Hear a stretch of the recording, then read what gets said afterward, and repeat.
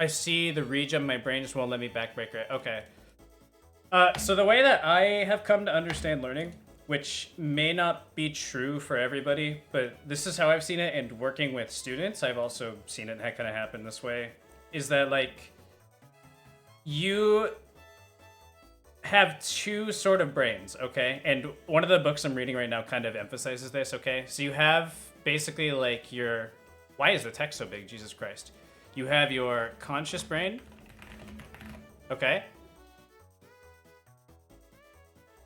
And then you have the, like, unconscious brain, right? I would say that 90% of the work that you'd play in fighting games happens in the unconscious brain. Like, this part of your brain plays the game, okay? The disconnect is because your conscious brain will literally recognize shit in-game, okay? Like, it actually can see and make those kinds of, like, critical thoughts. So the problem, though, is that it takes a lot of time for this... Oh, do I have a different color? There we go. No, you do a different color. You fucking... There you go. This takes, like, a lot of time, and it becomes almost, like, desynced with the conscious brain, okay? So the way that I handle this, which does not work for everybody, but it works for me, and it's scientifically kind of proven to do this. The conscious brain, you have to, like, basically send messages from your conscious brain to your unconscious brain, okay? And so the way that I do that with notes. That's why I handwrite, okay? I write all my shit here. Even when I was, like, practicing Garo earlier and learning it, I wrote things on my notepad because when I write things down, it kind of... The information travels from here to here. Does that make sense? So basically what you want to do is have some kind of thing that helps you kind of transport information from here to here. And a lot of people talk about this. Do I have my book with me, actually?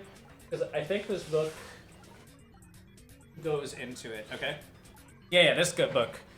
So this is How Champions Think by Dr. Bob Rotella. Okay, this is a guy who does a lot of work with pro golfers. He's worked with LeBron. He's worked with all these other, like, pro athletes, right? And 99% of the time, from what he's observed, when this is engaged, you play worse, okay? The majority of the time people are playing their best is when this part of your brain is off.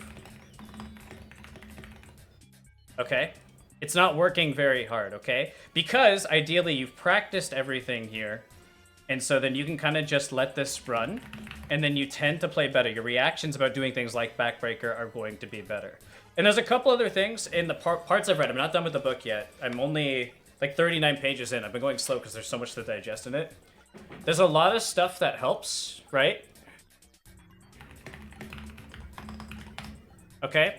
A big one I know is optimism. There's literally a whole section on optimism. And it's not just optimism in what you tell yourself, but also optimism in, like, what you say to others.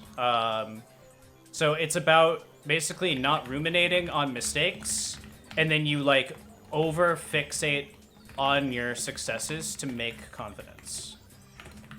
Because the more confidence you have, the more this is going to be activated, okay? More confidence activates this. Because you have, like, a little bit more trust in yourself. I don't want to hear Van Morrison right now.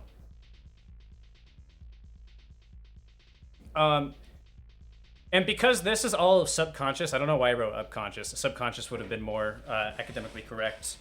Because this is all subconscious, right? This is constantly absorbing things around you. So you're actually, like, when you tell people that you are bad at something or you're good at something, you are actually absorbing this information and it's impacting your subconscious brain's ability to play. That's just, like, a scientifically proven thing, okay?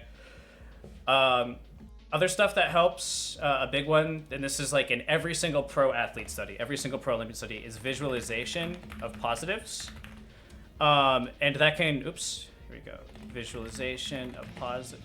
I should say visualization of playing well / executing correctly.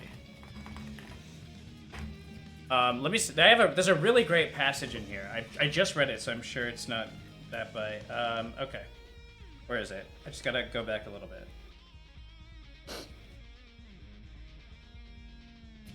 Okay, here it is. Here it is. I've got it. Later on temperament. Okay.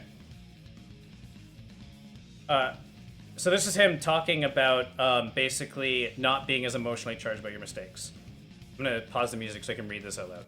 How do you do that? You understand that you are not a helpless victim of misfortune. You don't have to be a prisoner of bad experience. You make sure you continually feed useful, positive thoughts into the subconscious.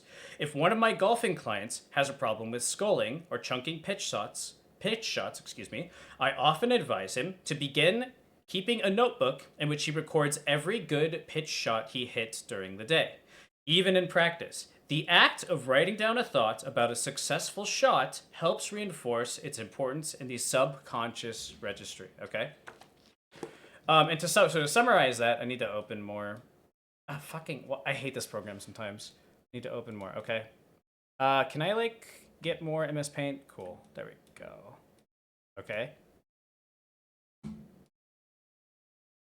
So basically, to summarize what all that shit means, okay, so one thing you can do is keep a notebook exclusively for positive reinforcement. So it means logging successes, not logging failures. Maybe not even logging points of improvement. It also means visualizing. So like in your backbreaker example, it's like visualize backbreaker and doing this without judgment. That's like the example that I would give. Now, here's the thing. This is a prime example of do as I say, not as I do. Because I am fucking hard as hell on myself, and it's one of the hardest things for me to overcome. Right? So take this advice, maybe, but I'm a bad example of this. I do the notebook thing. I am so conscious. I have this, like, this weird fear of being blinded to my own play when it's like in reality some overconfidence outside of the realistic expectation is actually good for you. Like let's say I think about the Yun matchup, okay? I don't think I'm good at the Yun matchup, but I don't want to tell other people or tell myself that because I don't want to reinforce that belief because it's going to make it harder to actually fix that problem. But if I instead flip that, right? Where in the Yun matchups, it's like, I'm great at pairing dive kicks. I am really comfortable with Ganejin. And I think I can pressure Yun pretty well in neutral. When I think about my strengths, I have more confidence in playing the matchup, and that kind of reinforces this shit, okay? And by the way, this is not just from this book I've read. Like, I've done a lot of sports psychology reading, and obviously I'm an educator myself, so I've done a lot of work with this kind of crap in general. All the time, pretty much.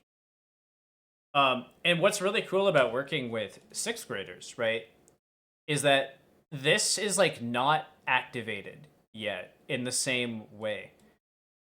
I think younger people run on this because they don't have as much negative life experience necessarily, and they're willing to try things. They are not nearly as afraid of failure. And I would say being afraid of failure is like the worst thing that you can have, okay? So I have kids who with like full confidence in their writing, right? And they're not good writers, but they think they are. But it actually makes it easier for me to work with them and fix them. But the people who are great writers but don't have confidence, getting them to improve is so fucking hard. Like getting them to write a solid body paragraph for an essay is really fucking hard. And they constantly call me over. They're like, I don't want to say my last name on stream, but oh, you know, Mr. L, like, can you read this for me? Is this good? Is this good? What should I say here? How do I start the sentence? It's like they have no confidence, even though they're good writers, and they don't like believe me when I tell them for some reason. Okay, that's my kind of ramble. I'm gonna actually save all this because I feel like it was good.